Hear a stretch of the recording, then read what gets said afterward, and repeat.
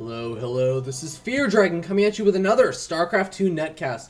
Today we have game number 5 between MilleniumYogo and LoveGeek versus Team Slayers Mia and SlayerSArthur. If you have not seen game number 1 through game number 4, go ahead and check those out. Hopefully this game isn't a spoiler, but in the meanwhile I'm going to assume that you have seen those games, so let's go ahead and jump in and introduce these players. Spawning down here in the bottom right-hand corner of this map, we have the blue Zerg, and he is going to be representing Team he's going to be representing Team Millennium, and it is going to be MilleniumYogo. And he is currently the War Arranger and Caster for Team Millennium, currently tied up 2-2 against his opponent. Spawning up here in the top right-hand corner of the map, we have the red Protoss, and he's going to be representing Team Slayers. He's a very strong Protoss, currently in I believe, recently took out Taja. We're going to have to wait and see how good his PvZ is, though. His name is SlayerSArthur. So, with these two players gearing up, we actually, oh my god, an interesting decision. Arthur not going for that Forge Fast Expand that I say is so common. We actually see, whoa, doesn't even look like Arthur is going to be going for that wall off. So very, very interesting play. As I don't know if you guys have actually been keeping up with some of the other games I have been casting, but we actually ended up seeing something very similar coming out of Adele Scott. And honestly, it didn't end up working out too well for him. He was going up against TSL Hyun, and TSL Hyun, despite one game where, the one game actually where TSL Hyun did not go for some kind of big Zergling aggression early on in response to the fact that there was no real wall off over at the ramp, or even as a Forge Fast Expand. The one game that there was not Zergling aggression was the only game that Adele Scott ended up winning. But we're going to have to wait and see if this is going to be the same story in this game, as Yogo could actually end up doing some big aggression, but you know, at the same time, it's also possible that Yogo's just gonna go, or sorry, Yogo, yeah. Oh man, it's so confusing, especially when all these players are changing around their actual names and using different accounts and everything. But yeah, Yogo could put on a huge amount of aggression. It looks like that actually might be what Yogo is looking to do, as we do end up seeing 4 Zerglings coming out. They could actually end up doing a little bit of poking around just to try and stop this probe from and allow that expansion to go down. But I'm starting to think that this is looking like there might be some big aggression coming out, just to try and punish the fact there is no wall in. Force those, like the Zealot, to be chrono boosted out, get a Stalker out, do all that kind of stuff, pull probes off of mining, be as annoying as possible. And I really like that decision. And ooh, we actually end up seeing guys pulled out of gas as soon as that Zergling speed starts to come out, and we do end up seeing finally that hatchery is going to be taken. But I'm really curious to see how much aggression is Yogo going to do. Is he going to do as much aggression as I was predicting? We do end up seeing 6 Zerglings on the way, in addition to the 2 Zerglings that already kind of popped out. And of course, we actually see SlayerSArthur going for that wall off finally. So it's going to be very interesting to see whether or not this is actually going to be in time or what. We do end up seeing, oh, actually a pylon going down. So it's going to allow him to get that wall off. This actually is starting to make me think that Arthur might have actually just made a mistake or something in forgetting to wall off. And end up just realizing it a little bit later, realizing, oh yeah, shoot, I'm playing against a Zerg opponent. Oh man, now I gotta change up my build a little bit. Because we even see actually 2 gateways already out. This is kind of a weird thing that you don't usually end up seeing. Oh my god, actually, we actually have a Twilight Council out. I'm really curious what exactly SlayerSArthur is gonna be doing. Are we gonna have a Dark Shrine? Can we have a Dark Shrine? A Dark Shrine? Or just an Idle Probe? Idle Probe? Though I'll take that too. It looks like just an Idle Probe for now. Go ahead and keep an eye out on that production tab, and then meanwhile we do end up seeing the hatchery finishing up for MilleniumYogo, so that will allow him to do a little bit of extra mining. But we see a lot of Zerglings out on the map. This is exactly what I was talking about, getting out that huge number of Zerglings. But unfortunately, with that wall off complete, it's going to be actually a little bit difficult for Yogo to put on that aggression, especially with these sentries now morphing in. And it looks like Arthur looking to do a bit of a 2-gate Twilight Council expand. It's kind of interesting. Even for the old school style of not going for a Forge Fast expand, we generally didn't actually end up seeing this kind of style, or basically trying to expand to your expansion with these set of buildings. And we do end up seeing the Zerglings coming in. Oh no, they get a huge surround on those sentries, and now we do end up seeing there are a couple of those Zerglings that do get picked off, and none of the sentries actually end up going down. So really, really nice control by SlayerSArthur. Oh man, I was so worried for him, but it looks like there is going to be a cancel force over on that expansion. That's going to be very, very annoying. Delaying the expansion as long as possible is so key, especially with how many of these Zerglings actually that Yogo has made. We can see 19 drones to 28 probes. So Yogo definitely needs to make something happen to try and come back economically in this. He has to do some kind of damage, and this is exactly the kind of damage he needs to do. Delay this expansion as long as possible. Force out all those force fields so that if you do decide to go for that big aggression, oh, we actually end up seeing 2 additional force fields forced out, and that does not actually end up getting that cancel, but did kind of lower the HP of that Nexus, so might actually be able to do a little bit of damage on that later.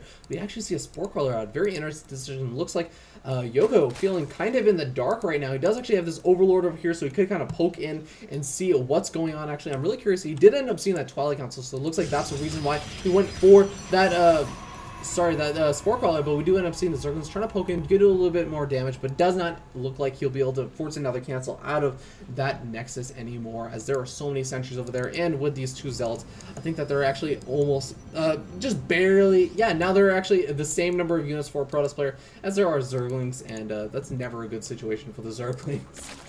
But in the meanwhile, we do see an Evolution Chamber down, getting those +1 melee attacks, and actually a second Evolution Chamber. So it looks like finally Yogo kind of committing to decide and say, hey, I guess I'll just start gearing up for that late game. Wouldn't be too surprised to start seeing him look toward getting a 3rd expansion sometime in the near future. Maybe in about a minute or 2. Hopefully in the next 30 seconds. Otherwise, I feel like he is going to be a little bit economically behind, as he's already economically behind. We do see some nice aggression out of this one Zealot, getting a good kickoff. Oh my god, he might actually, no, does not end up getting that 2nd drone, but still very, very worth it, as he does see exactly what's going on, and more importantly, he sees whether or not these 2 gas geysers were taken, as we can already see. Even though those 2 gas geysers just now got taken, if these 2 gas geysers were taken a little bit earlier, he could actually feel a little bit more comfortable knowing, hey, my opponent could be going for Mutalisk right now, like a very, very fast 2-base Mutalisk play. But since he ended up not seeing that, it looks like that's not actually going to be the case. And we actually even see that because there are those melee attacks going down, I'm a little bit more inclined to think that he's going to stay on those Zerglings for a little bit longer. And actually, we do see quite a few Spine Crawlers going down. So we might actually end up seeing a little bit later of a Mutalisk transition, as Spine Crawlers definitely a very defensive posture to take. And when you're going for Mutalisk, you want to be in that defensive posture. But of course, we do actually already have that Twilight Council out for SlayerSArthur, so that does mean having that blink is going to be very, very useful for him if those Mutalisks do end up coming out. But no, it looks like it's going to be an Infestation bid. Very, very interesting decision. As I guess the Infestors paired up with those Zerglings will be able to lock down a lot of those Protoss units, and with those +1 melee attacks, it's definitely going to help out, increase some of that damage. But I'm really curious to see when exactly is Yogo going to end up taking that 3rd expansion. I'm really not sure what he's planning on doing. It's possible he's going up for a very fast hive tech, but I don't really think that he's going to be able to do it, especially on 2 base. Ugh, I really don't like the sound of that. I really hope that's not what he's going for. Oh, Pathogen Glands. Looks like he is going to be going for those Infestors. So very interesting style. This actually reminds me very much of Destiny's, I guess it's now no longer Root Destiny. I guess he's independent for now.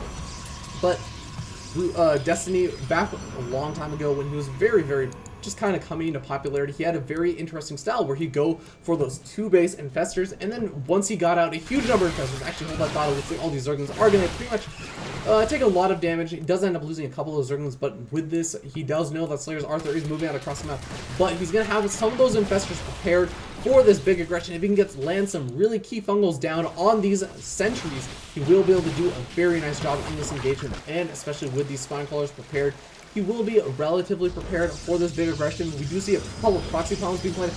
Oh my god, actually a hallucination. He can actually blink up into the main and do a little bit of harassment. This could actually be a huge deal, especially, oh my god, he's actually supply blocking Yogo so hard, and now we do end up seeing a bit more damage going down on that Evolution Chamber. It doesn't look like there's anything actually researching in either of these 2 Evolution Chambers, but with those Infestors coming out, they could actually lock down those Stalkers. No, doesn't actually get the fungal growth down to lock down those Stalkers, stopping them from blinking down to the main low ground. But in the meanwhile, we do end up seeing these infestors trying to just gear up and prepare. This hallucinated Colossus is going to have the high ground vision though, as well as this one stalker over here. So nice little keep up to have that one stalker up over there just to scout around, see if there is any additional damage that can be done. Actually, even pretending to pick off a creep tumor doesn't look like it's going to work out. That Colossus really wishes it did at least 1 damage. Ooh, I kind of really like this play from Yogo, stopping that third expansion from going down behind all of this aggression with that Zergling and actually the creep.